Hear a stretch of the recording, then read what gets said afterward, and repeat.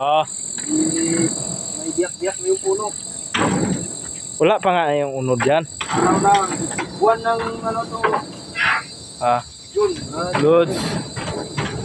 Oh, Lapit na daw kamuti. Lapit na daw kamuti, kamanting oh. Ari na daw unod. Pero wala pa unod. no, magulay ng talbos yan guys, oh. So, puno na gulay. Ito, ako nagtanim yan. Diyan ka kay Makati. Makati. Oo, sarap to kanina yung nahalo sa manok, oh. Saan? Ah. Ano tong magulay ba to tol? Oo. Ito? Sarap yan. Gulay na kami yan eh. Ha?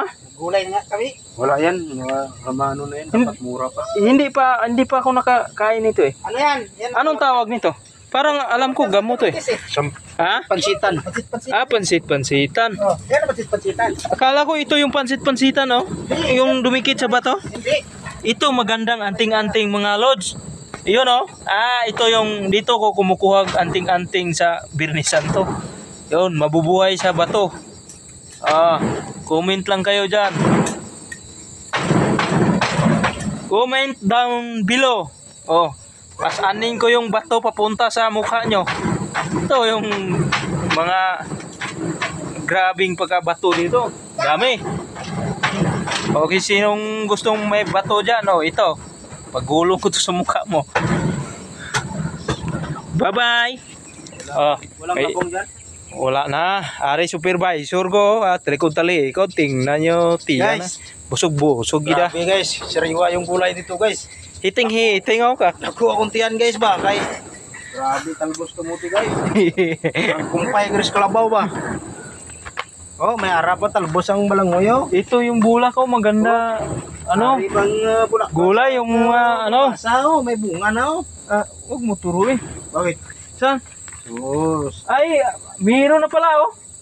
Meron na bunga na nga, kaya lang sabi ko nga kay Barire ko dapat. Ari na, may bunga. Dalawa oh.